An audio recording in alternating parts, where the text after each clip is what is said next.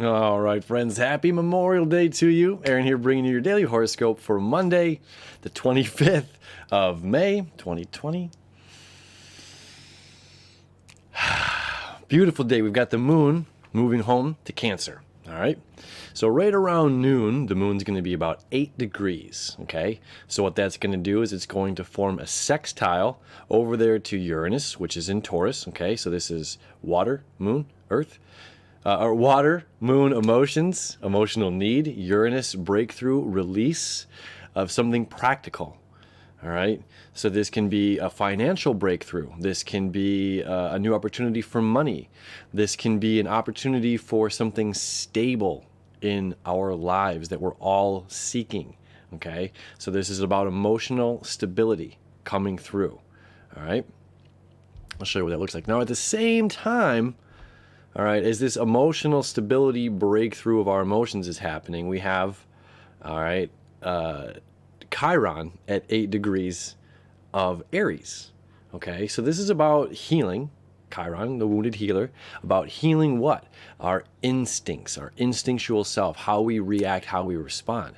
So in a sense, this can be how we are emotionally responding and emotionally reacting to other people.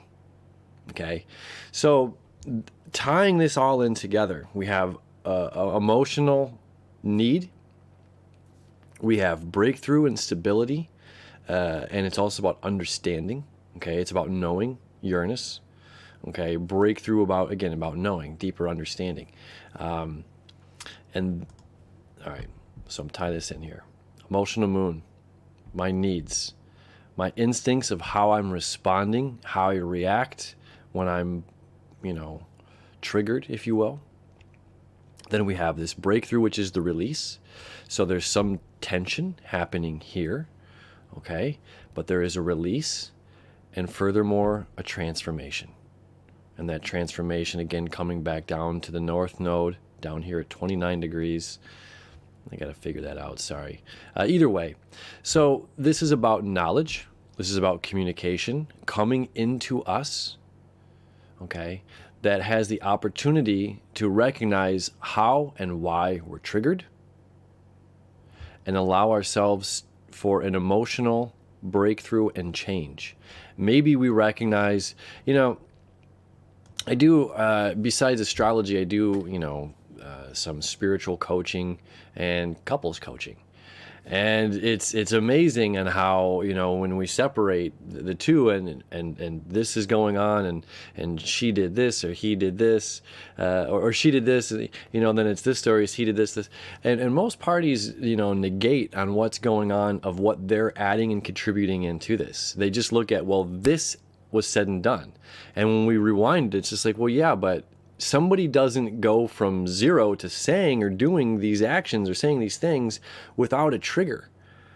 What did you do to trigger them? Now, although the triggering is theirs, like if I say I love you to someone, that love is mine. If I say I'm angry with you or upset with you, that anger is mine, that upsetness is mine. It's not theirs. I can only project it onto them, right? So being triggered, somebody else is pushing the button. However, it's our button. So a lot of the times it's like, you triggered me. You pushed my buttons. But not ever realizing that, one, it's my button, and two, what did I do to get you to that point to push my buttons? Not everyone just wants to go around creating arguments and fights. Some people do, but not everybody. For the most part, people just want to be happy. So this is about deeper understanding of ourselves and that kind of communication, and opening up that communication with whomever it is that we need to talk about, if it's a loved one, a boss, a partner, a friend, about, hey, when this is said or this is done, this is affecting me. These conversations can be difficult, but most of the time it's our own heads that put the illusion of it being more difficult than it is because of uncertainty. We don't know how the other person's going to respond. We, just by bringing up the fact that we're triggered, could certainly trigger them, right? And then we have an argument now.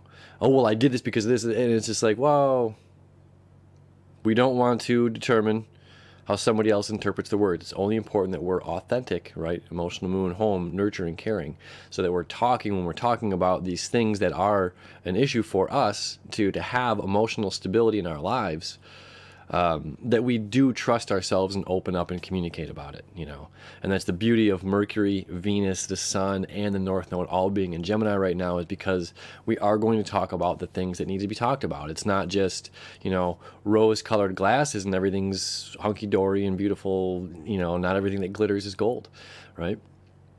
So, I feel like I am leaving an equation out here. There's one more 8-degreer, right? And that would be this trine to Mars. Okay, really beautiful. So that means Mars is a perfect sextile to Uranus. Uranus septile to the North Node. Septile up, septile down. Okay, so that's that weird little triangle right there we have. Is this what do they call that? Is it isosceles triangle? It's obtuse, the angle of it, right? Anyway, I don't know. Weird little triangle. Anyway, so Mars, 8 degrees, Moon, 8 degrees. Again, this is going to be right around noon. We're going to be feeling this energy just beforehand. Emotional need, driving forward, using our intuition. Okay, using our intuition to drive us forward. Not being afraid to, again, when we come into whatever this communication is for us to put the armor down, to put the sword down. If it's us that's doing the triggering to somebody else or whatever this communication is, it's so important right now to just be, to not be up here and fighting, or not to be down too low in depression, but, just heart level, just steady. Steady as she goes. All right. And then, of course, Mars is creating that breakthrough to Uranus. So we have the water trine to water trine. Okay.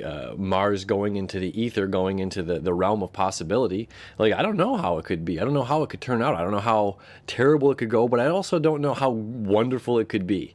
I try to focus on, I don't know how wonderful it could be.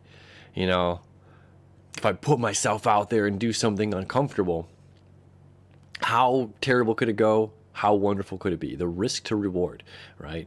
So this is saying, being radical, law, order, Saturn up in Aquarius, being radical, being out there, breaking the rules kind of is something that's going to,